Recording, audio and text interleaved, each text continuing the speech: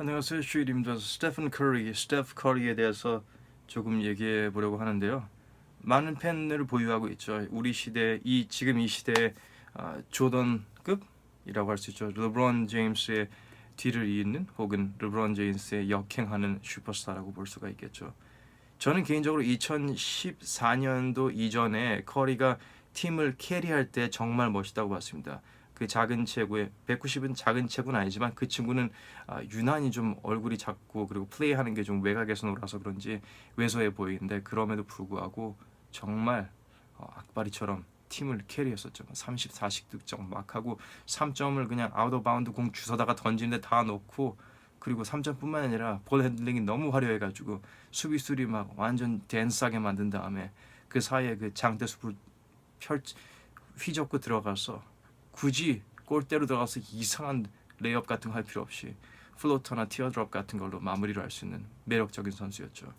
아, 커리는 슈터입니다. 포인트 가드라고들 하는데 그걸 좀 그만해야 될 것 같아요. 포인트 가드가 아닙니다. 커리는 포지션은 포인트 가드로 돼 있죠. 키가 제일 작고 공을 하프코트로 가지고 오는 역할을 하기도 하고 공을 제일 많이 갖고 있게 하기도 하죠. 골든 스테이트의 시스템이 있습니다. 골든 스테이트 시스템의 덕을 많이 보는 선수고 골든 스테이트는 커리를 위해 만들어진 팀입니다. 점점 커리의 플레이에 맞게 더 최적화하기 위해서 만들어져 있고 좋은 점을 얘기하죠. 커리의 체력은 어마어마합니다. 커리만큼 많이 뛰어다니는 사람은 없을 거예요. 경기할 때. 그 선수가 스크린 사이사이 휘젓고 스크린 4개를 건너서 뛰어다니고 슛을 쏘기 위해서 볼 핸들 해가지고 스페이스를 크리에이트 할 때 그 쓰는 체력은 어마어마할 거예요. 하든보다 훨씬 더요. 하든은 늘 똑같죠. 가랑의 사이로 크로스오버 3-4번 하다 스텝백. 그것뿐입니다. 그거 외에는 별로 생각할 필요가 없는 친구죠. 커리는 팀 전체 분위기를 잘 살리는 퍼실리테이터긴 하지만 포인트 가드는 아닙니다. 드레이먼 그린, 이과달라 등등 골든 스테이트는 정말 유기적으로 하나로 움직이는 그런 느낌의 샌안토니오 스퍼스의 진화 버전이라고 볼 수도 있는데요.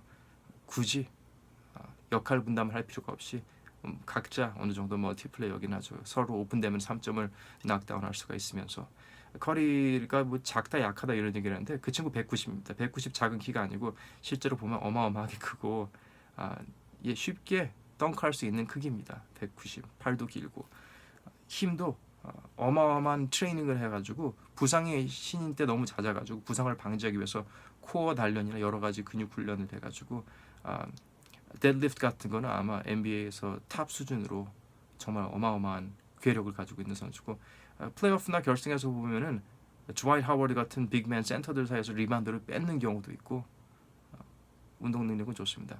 물론 수비에서 눈에 띄는 게 별로 없겠죠. 왜냐하면은 오펜스가 이 친구의 하이라이트이기도 하고 제임스 하든 얘기를 다시 할게요. 하든은 수비 거의 절대 안 합니다. 하는 거 보기 힘듭니다. 거의 모든 오펜스가 주력인 플레이어들은 수비를 못하거나 안 하거나 체력을 안 배하거나 그렇습니다. 르브론 제임스도 작년에는 좀 많이 수비에 집중하지 않는 모습을 보였죠. 체력 안배를 위해서.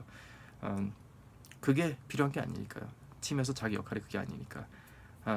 커리는 욕을 많이 먹어요. 온실 청년이다, 농구 귀족이라 이런 것 때문에 좀 거친 동네에서 자란 게 아니라 아버지가 데일 커리라고 NBA에서 훌륭한 커리어를 가졌고 이미 이제 충분히 부족함 없이 자라게 도와줬었고 근데 키가 좀 늦게 자랐고 그로스 스퍼트가 좀 나중에 있었고 워낙에 왜소해 보이기 때문에 키에 비해서도 더 왜소해 보이고 플레잉 스타일도 무슨 인유 페이스 덩크를 꼽는 게 아니라 3점이었고 3점도 어릴 때 쐈을 때는 제가 기억하기로는 초등학교 중학교 때는 거의 허리에서 이렇게 커리가 허리에서 이렇게 올렸었는데 점점 힘을 키워가지고 지금의 원모션 퀵 릴리스가 나온 거죠.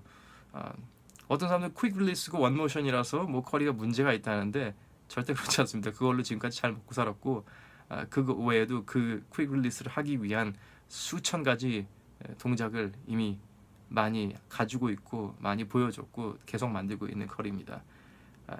그런데 이 친구가 언셀피시해서 그런 건지 모르겠는데 점점 더 언셀피시해질 수밖에 없겠죠. 팀을 위해서 뭔가를 더 희생하고 공을 덜 만지고 덜 쏘고 그리고 더 센 친구들을 데리고 있잖아요. 케빈 듀란트 같은 경우도 드마커스 커즌 같은 경우도 근데 어떤 선수들은 정말 악바리 근성이 있어서 그런 애들이랑 같이 팀 먹으려니 난 꼭 그 친구가 반대 팀에 있을 때 최상일 때 꺾고 싶다 그런 게 있는데 중요한 순간에 커리가 팀을 구해낸 적이 거의 없습니다. 2015년 이후에 결승이나 플레이오프에서 오히려 클레이 톰슨이나 드레이먼 그린이 더 큰 역할을 했었고 안드레 이과달라가 르브론 제임스를 컨테인했고 그리고 리빙스턴 같은 선수가 갑자기 득점 폭발하고 여러 가지가 있었죠. 오히려 커리는 결승에서 이상한 어이없는 비하인드 백 대충 패스했다가 욕먹을 짓을 했었고 상대한테 블락 당하거나 뭐 덩크를 놓치거나 그런 모습을 많이 보이긴 하죠. 3점 슛 확률이나 3점 슛 크리에이션에 있어서는 커리만한 선수가 현재로서는 없고 뭐 역대로서는 비교하는 게 어떻게 될지 모르겠지만 왜냐하면은 기준이 다 다르잖아요. 그 당시 선수들 에러가 다 다르니까 커리랑 제일 여러모로 대조되는 선수가 제가 보기에는 러셀 웨스트브룩이에요. 웨스트브룩과 커리의 제일 큰 차이는 키는 똑같아요. 키는 똑같은데 웨스트브룩은 진짜 크게 느껴져요. 플레이하는 거나 생긴 거나 뭐 등치 때문에 그런 건지 모르겠지만 웨스트브룩은 in your face 덩크 같은 거 막 하고 정말 거침없이 직립 막 진짜 고기 숙이고 돌파해가지고 이상한 플레이를 하고 그러는데 하지만 그렇게 저돌적인 만큼 중요할 때 개판을 치는 웨스트브룩이죠. 웨스트브룩이 아니었으면은 오클라호마가 더 결승을 한 번 더 갈 수 있지 않을까 그런 생각을 해요. 트리플 더블을 평균을 했다는 건 정말 대단한 거죠.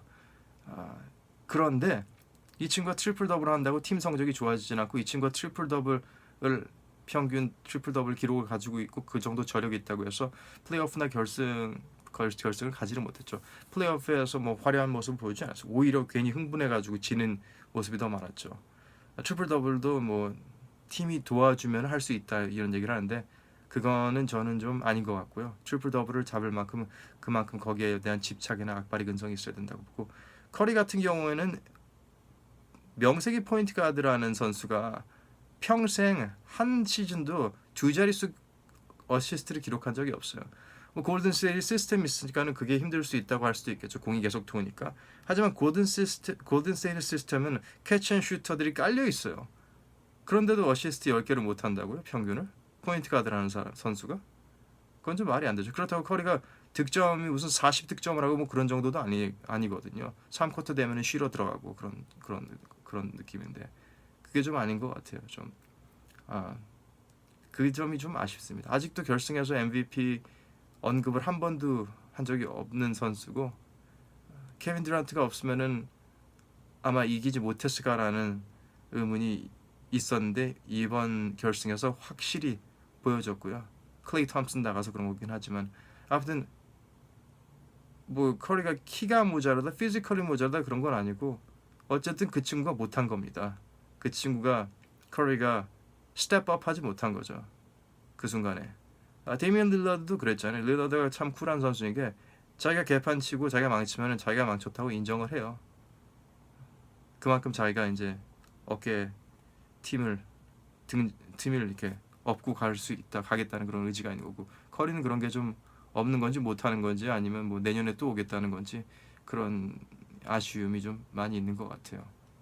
그래서 결승 뭐 내년 결승은 어떻게 될까요? 아마 제가 생각해 내년에는 결승 오기도 힘들 것 같아요. 골든스테이트는 듀란트가 1년 정도는 리헵을 해야 되고 그리고 돌아온다 하더라도 어느 정도 컨디션일지 모르고 톰슨도 부상이 있고 좀 더 일찍 돌아오긴 하겠지만 이미 다른 팀들은 골든스테이트를 이기기 위해서 만들어진 팀들이랑 시스템이기 때문에 지금까지 골든스테이트이 2015년부터 지금까지 결승을 계속 갔다는 것 자체가 이미 대단한 업적입니다.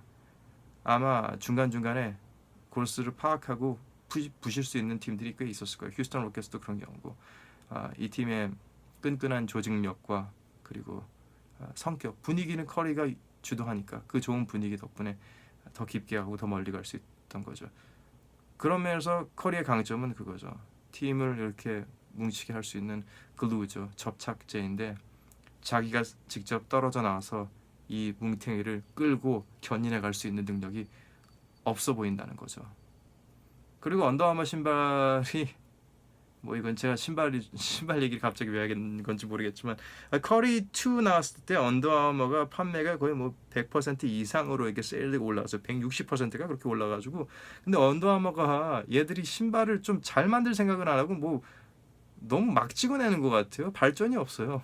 커리 2랑 1이랑 별 차이가 없었고 지금까지 그렇게 좋은 신발이 없었던 것 같고 이번에 커리 5도 뭐 새로운 쿠셔닝을 넣었다고 하는데 전혀 느낌이 오지 않고 디자인도 뭐 밋밋하고 모르겠습니다. 6에서는 좀 나아지려나? 해벅이라는 농구화가 나왔는데 마이크로지를 넘어가가지고 이제 새로운 쿠셔닝을 넣긴 했는데 쿠셔닝이 전혀 느껴지지 않고 언더아머는 참 멀리 왔는데 멀리 가진 못할 것 같네요. 잘 됐으면 좋겠습니다. 근데 선수가 커리 하나밖에 없고 커리도 이제 좀 거의 이제 끝발인 것 같기도 하고 신발을 좀 잘 만들었으면 좋겠네요. 러닝화 같은 거는 잘 만들던데 허버 쿠셔닝 넣어가지고 근데 농구화에는 왜 그렇게 못 만드는지